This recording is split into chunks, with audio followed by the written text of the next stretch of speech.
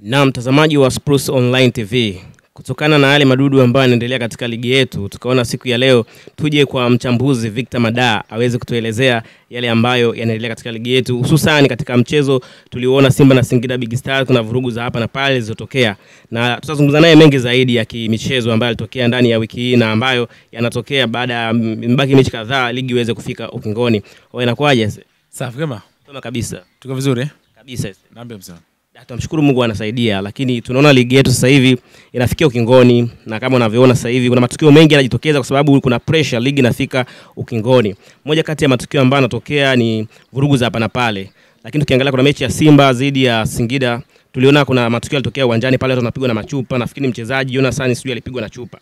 Hii inaturudisha kwa kauli ya msemaji wa Simba Sport Club Ahmed Ally, ambaye alizungumza kwamba Simba tulipofikia sasa hivi tumevua utu binadamu, na yote ambaye atajaribu kutuzuia Simba katika mbio za ubingwa katika harakati zetu tutamfanya chochote. Anaweza kujikuta katika makaburi ya Mwanakwerekwe au makaburi ya Kisutu. Hiyo ni kauli ambayo alizungumza kimchezo, na haya matukio yanayotokea kwa sasa hivi imekaaje?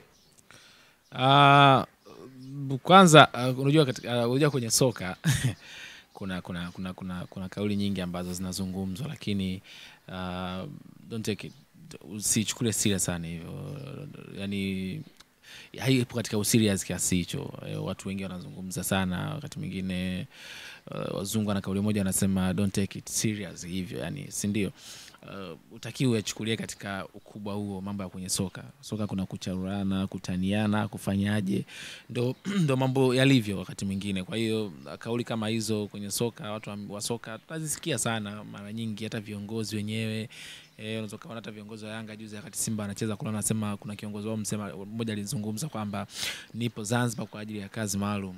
Unaweza kaona kwa namna moja ama nyingine, unaona kabisa alikuwa anawagusa wao wenyewe Yanga, Simba. Kwa maana unaona timu moja inacheza finali, mwingine kiongozi wa upande wa pili anazungumza mimi nipo kwa kazi maalum. Kwa hiyo automatic ni kwamba yupo katika kuhakikisha kwamba timu A timu B haichukui kombe. Umeelewa?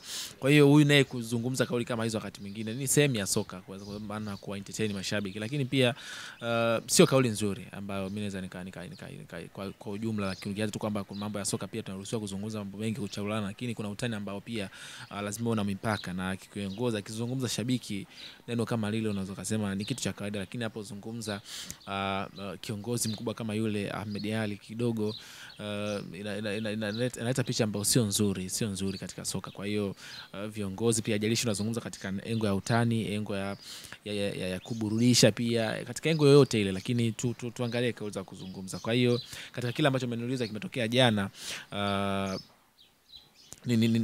sijazibati nzuri au mbaya, sijaziona hizo picha ama video ambazo wananiambia kwamba kuna mchezaji amepigwa, lakini kama imetokea kuna mchezaji wa Singida ambaye alipigwa, basi kitendo hicho sio kizuri, na sijafahamu kwa nini alipigwa. Unajua kuna kupigwa afu kana ile sababu ya kupigwa, lakini tu kitendo chenyewe cha kupigwa sio kitendo kizuri. Kwa hiyo kama kuna mashabiki wa Simba ama kuna watu ambao wamefanya hicho kitendo, wasifanye. Wakati mwingine soka lina namna yake ya kuyapokea mambo. Soka sio mchezo wa vurugu, sio mchezo ambao takiwa mtu mnyime amani. Soka ni burudani. Sasa mtu anapoenda tenga muda wake, anatoa hela yake, anatoa wakati wake, anaenda kulipia samu ya kwa ajili ya kutazama mchezo, afu mtu mwingine unampiga, unafanyaje? Sasa inatoa ule wanamchezo ni amani.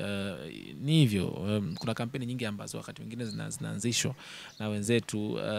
Mchezo wa soka ni burudani, ndio hivyo naweza kusema hivyo. Kwa hiyo vitendo kama hivi wakati mwingine viache, na ndio maana kuna kauli kama fair play, hizo zinatumika sana wakati mwingine. Mchezo wa soka ni fair play. Sasa fair play ni nini? Unaweza kanifanyia kitu kibaya, lakini mimi nika play fair, kwamba bwana hebu ngoje yaishe kwa sababu ni mchezo wa fair play, hebu ngoja na mimi nifaje nikiache kipite huko. Kwa hiyo mambo kama ulivyoniambia wewe, ulivyoniuliza swali lako, mambo ya kupigana kufanyaje sio mazuri, na ningependa pia viongozi wa soka wengi wote, sio Simba tu, hata Yanga, Azam na vilabu vingine huko, washirikiane katika kujenga ile umoja, na mchezo wa soka uweze kuonekana ni mchezo wa amani na wenye upendo zaidi. Pia ligi inafikia ukingoni, lakini ukingoni kwenyewe ni kama panaishia babaya hivi. Kuna baadhi ya vilabu ambavyo sasa hivi vinalalamika kwamba marefa wanazingua, na baadhi wengine wanadai wameonewa, ikiwemo mechi ya Singida na Simba Sport Club ambayo inaonekana mwamuzi Elsasi alionekana kuegemezea upande wa Simba. Nafikiri ile mechi uliona, kosa la mwamuzi pale Elsasi liko wapi? Kwanza kuna kitu ambacho mashabiki inabidi wakielewe.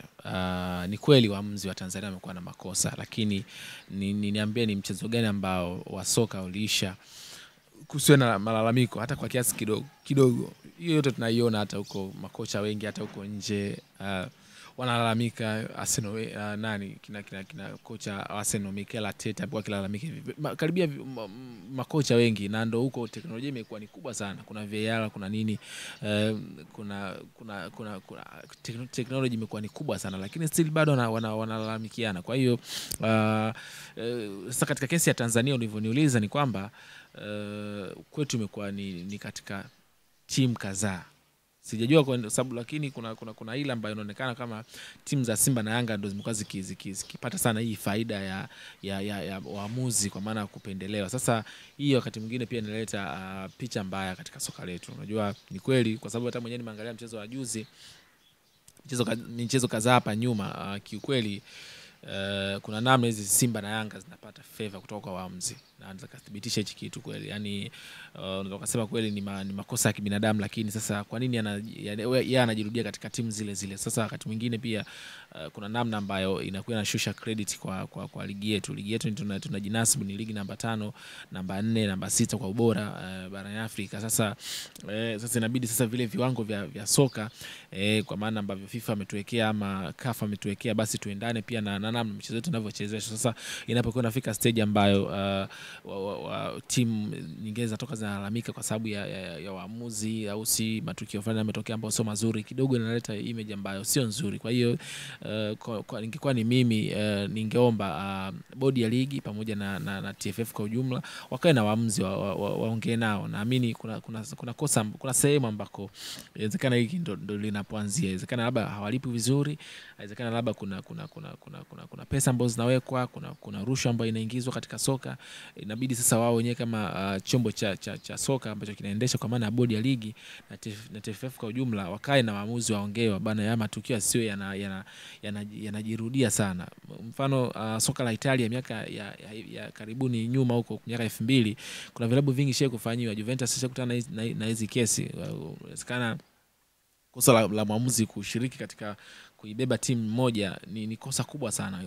Ukiruhusu vyombo vikubwa vikaweza vikachunguza, kuna washangaa timu inakata hata point nyingi, ikashushwa na madaraja, labda ikashuka chini huko, kitu ambacho tumekishuhudia sana Italia, kimetokea sana. Sasa atuombea hayo mambo yarudi pia katika ligi yetu. Kwa hiyo wasiharibu. Bahati nzuri sana sasa hivi ligi yetu inarushwa katika Azam TV. Azam TV sasa inapatikana Kenya, inapatikana Uganda, inapatikana Rwanda na nchi zingine nyingi. Sasa kama watu wanaangalia matukio kama yale afa yanajirudia katika timu zile zile, kidogo inaleta picha mbaya. Kuna mawakala ambao wanakuja kuchunguza pia. So wanataka kuwa anachunguza wachezaji, lakini pia hata mwenendo wa ligi anaweza kusema bwana wale wachezaji wanafanya vizuri, lakini kwa sababu timu zao zinabebwa. Kwa hiyo katika hili pia inabidi waangalie namna moja ama nyingine kuyazuia. Na ukiangalia pia katika mchezo wa jana, nimeona pia kuna matokeo ambayo yalitokea jana kweli katika mchezo wa juzi.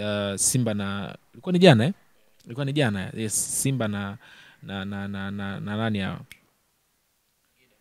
Simba na Singida, mchezo wa juzi. Ukiangalia kuna matukio kweli ambayo hayakuwa rafiki mchezo wao. Ukiangalia kuna penalty ambazo zaidi ya 3 ambavyo washambuliaji wa Singida walifanya na wafanywa matukio katika penalty box, lakini hatukuona wakizawadiwa penalty. Na kuna mchezaji pia wa Singida mmoja alifanya kosa la kumchezea, nadhani yule ni Nation, alifanya kosa pia na yeye alideserve red card, lakini kuna ikitolewa. Kwa hiyo kuna favor ambazo wanazifanya wakati mwingine zinakuwa zinaharibu. Unakuta mtu anataka balance mchezo, lakini tayari ushaharibu, mwazibu mtu. Tumeshuhudia katika mchezo wa finali ya shirikisho kwa maana ya Simba na RS Berkane, kipindi cha pili kimeanza, tunaona Kagoma anapewa red card na kweli ilikuwa ni foul, umeona. Kwa hiyo wakati mwingine hebu tuwahukumu wachezaji pale ambapo wana deserve. Kama mtu goli limeingia liwekwe, ni offside kweli, kama ni red card, kama ni penalty box basi ipigwe penalty kick, basi ndio hivyo.